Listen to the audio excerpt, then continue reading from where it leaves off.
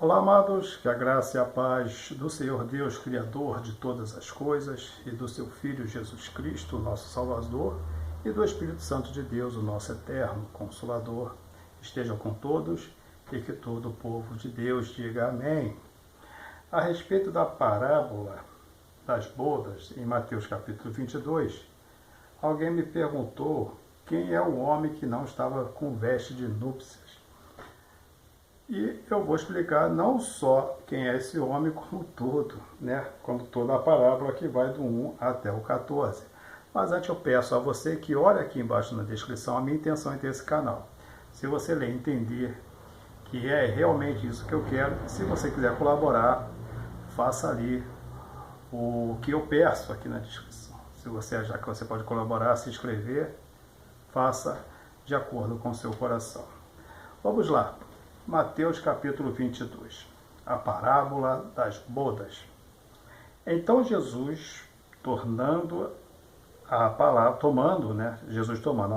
tornou a falares em parábolas, dizendo: o reino dos céus é semelhante a um certo rei que celebrou as bodas do seu filho. Aqui já temos dois personagens, certo? O rei e o seu filho. O rei é Deus e o seu filho é Jesus Cristo. A bodas é o casamento. Isso aqui é uma parábola profética. E enviou os seus servos a chamar os convidados para as bodas, e estes não quiseram vir. Esses servos aqui que não quiseram vir é o povo de Israel, que não quiseram aceitar a Jesus como sendo o Messias, e não aceita até hoje. Depois enviou outros servos, dizendo: dizei aos convidados, eis que tenho o meu jantar preparado, os meus bois e cevados já mortos, e tudo já pronto, vinde às bodas. As bodas é o casamento, Porém, eles, não fazendo caso, foram um para o seu campo, outro para o seu tráfico, não é tráfico de drogas, é a vida deles. E outros, apoderando-se de seus servos, os ultrajavam e matavam. Esses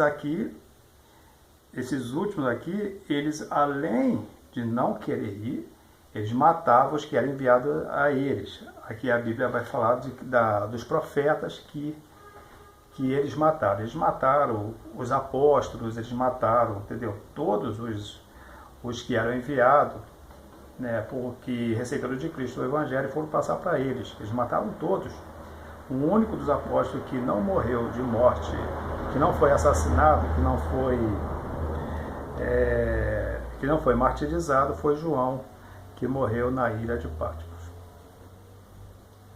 E o rei, tendo notícia disso,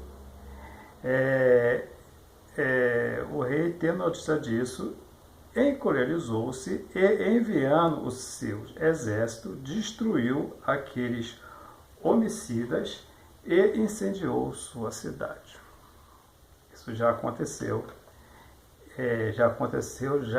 em Israel. Então diz ao servo, as bodas, na verdade, estão preparadas, mas os convidados não eram dignos. É o que Cristo disse. Ele foi enviado ao povo, mas o povo não o aceitou. O povo que não era digno de receber o Filho de Deus como Messias, eles rejeitaram. E depois a saída dos caminhos, e convidai para as bodas todos os que estão todos os que encontrares.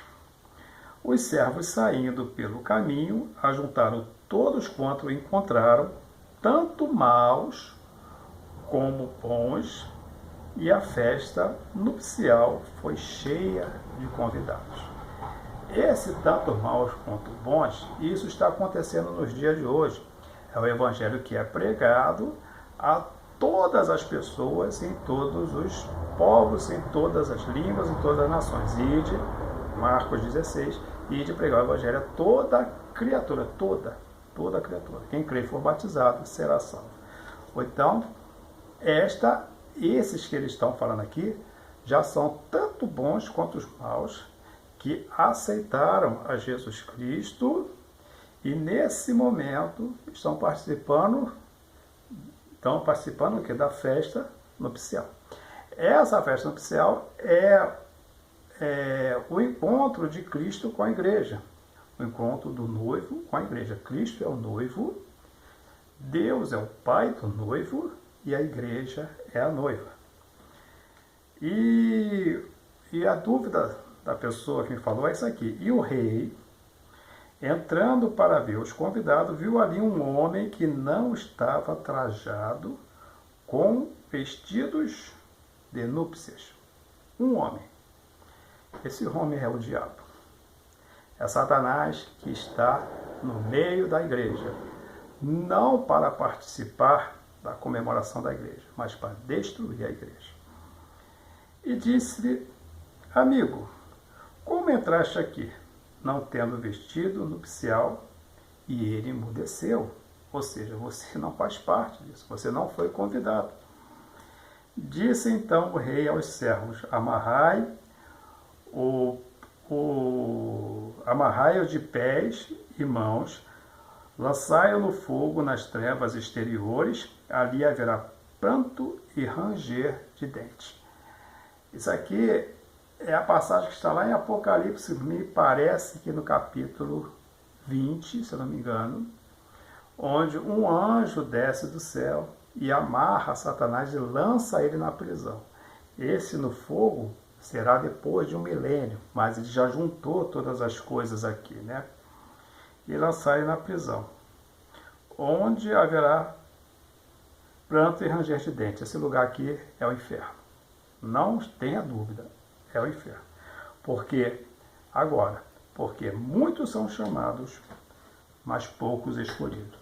Havia também, na parte dessa pessoa, a dúvida de quem são esses muitos chamados e poucos escolhidos. Muitos chamados é o seguinte: todos que são chamados ao Evangelho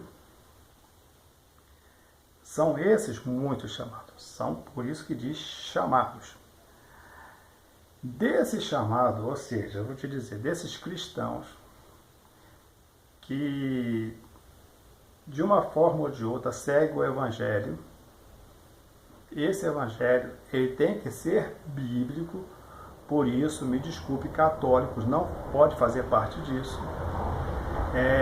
Muitas dessas igrejas neopentecostais, eu vou até dizer mundial, Igreja da Graça, Igreja Universal, essas igrejas de prosperidade, essa igreja que vende milagre, não faz parte porque eles não estão inseridos no Evangelho da Bíblia.